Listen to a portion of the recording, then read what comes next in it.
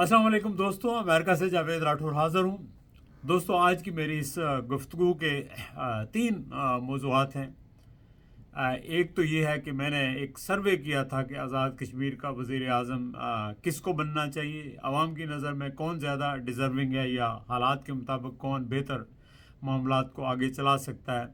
तो वो आवाम ने जो रिज़ल्ट दिया है वो रिज़ल्ट मैं आपके सामने पेश करूँगा।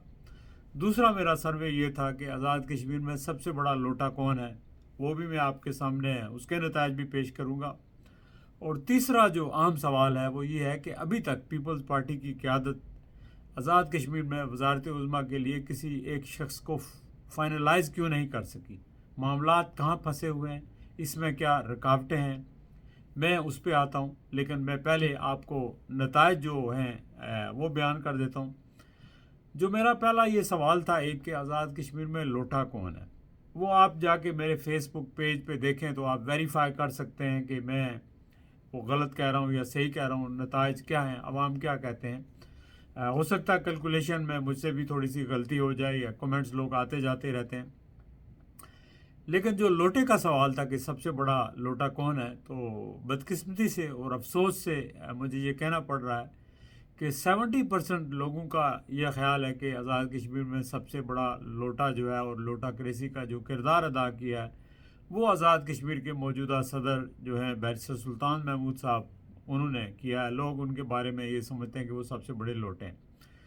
फिर उसके बाद तकरीबन 20% लोगों ने माजिद खान को लोटा करार दिया है और 5% ने मीर अकबर साहब को करार दिया और 5% कहते हैं कि सारे ही लोटे हैं। ये तो लोगों की राय है, आज़ाद कश्मीर के लोगों की राय है, जिसमें हर तबका है, फ़िक्र से लोग हैं जिन्होंने कमेंट्स किए हैं, हर एरिया से लोगों ने कमेंट्स किए हैं।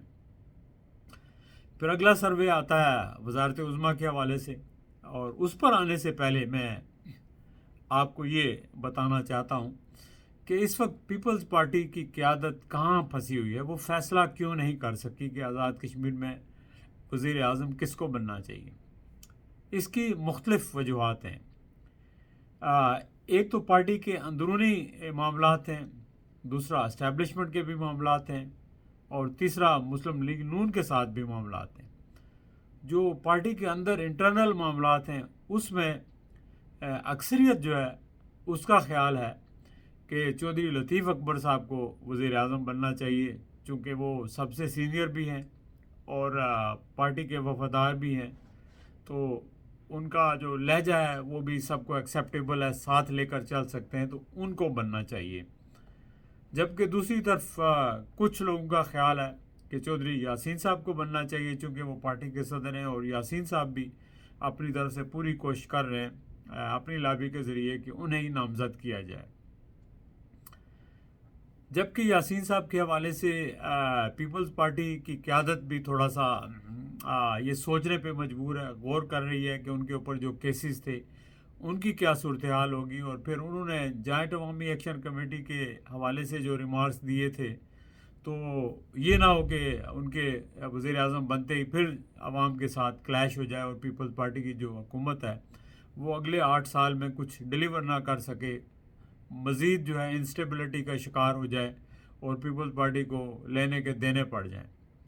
जबकि दूसरी तरफ जो महाजरीन की सीटों के हवाले से चौधरी यासीन साहब का एक कंसिडर्ड ओपिनियन था, जिससे मैंने एग्री किया था, उसको मैंने अप्रिशिएट किया था और अब भी अप्रिशिएट करता हूँ कि असूली तौर पर उनका मौक़िफ़ दुरुस्त था। उन्होंने कहा था कि असूली तौर पर इन सीटों को होना ही नहीं चाहिए। तो इस पर ज़ाहिर है कि महाजरीन जो हैं वो उनको वोट देने के लिए तैयार नहीं हो रहे। ये भी एक वजह है कि उनको खदशा कि अगर ये बन गए वज़ीर आज़म तो शायद महाजरीन की सीटें बाकी ना रह सकें। और जबकि दूसरी तरफ इस्टेब्लिशमेंट से भी सुना है कि कुछ ऐसी चीज़ें हैं कि कुछ कंसर्न्स हैं। तो ये बहुत सारी चीज़ें हैं जिसकी वजह से पीपल्स पार्टी की क़यादत अभी तक फ़ैसला नहीं कर सकी। और जबकि पहले तो ख्याल हो रहा था कि शायद यासीन साहब के हक़ में फ़ैसला हो जाए, फिर बात सामने आई कि अब यासीन साहब और चौधरी लतीफ़ अकबर साहब दो ही कैंडिडेट रह गए।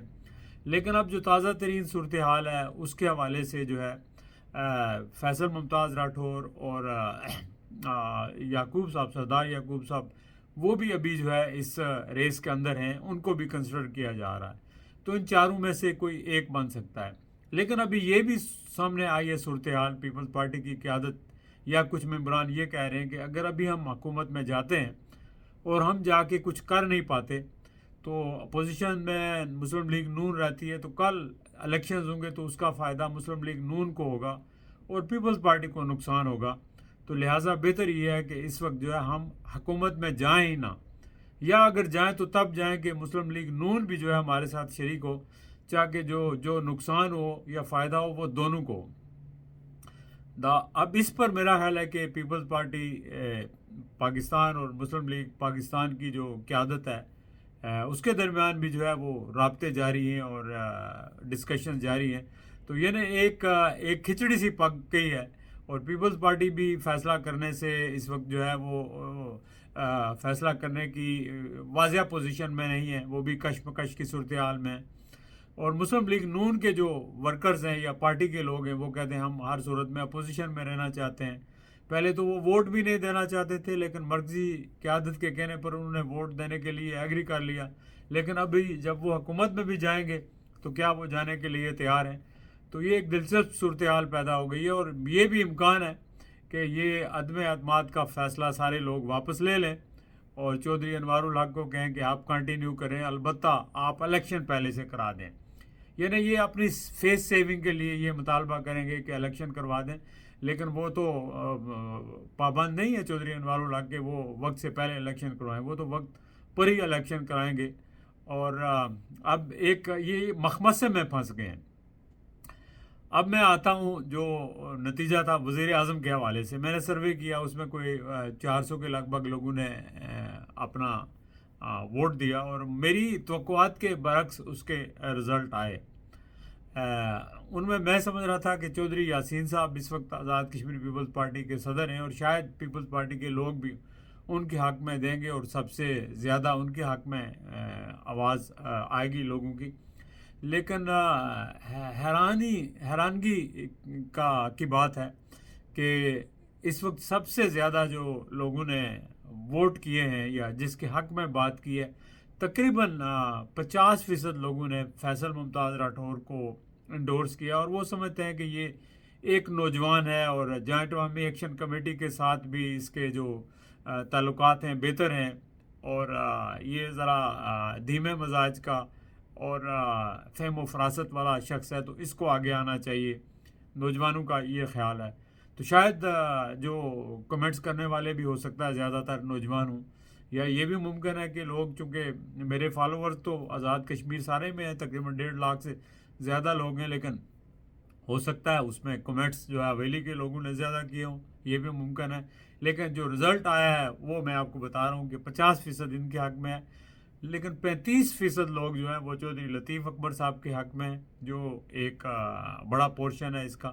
وہ سمجھتے ہیں کہ لطیف اکبر صاحب ایک پرانے پارٹی کے کارکن ہیں، لیڈر ہیں، وفادار ہیں اور باصلاحیت بھی ہیں.